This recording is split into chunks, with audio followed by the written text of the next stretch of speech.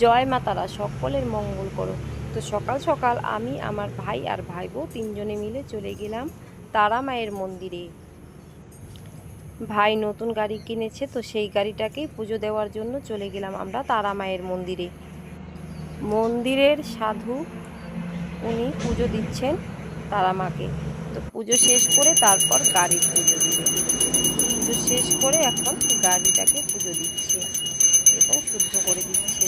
খুব সুন্দর করে পুজো দিল। তোমরাও যদি কেউ পুজো দিতে চাও, যে কোনো কিছুর জন্য যেতে চাও, পুজো বা মানসিক, তো এই তারা মায়ের মন্দিরে অবশ্যই আসতে পারো। ভীষণই সুন্দর জায়গাটা, আর পুজোও দেয় খুব সুন্দর করে। এই সাধু খুব সুন্দর নিয়ম নিষ্ঠা করে পুজো দিল। তারপর আমরা সেখান থেকে চলে এলাম। ভীষণই ভালো লাগলো।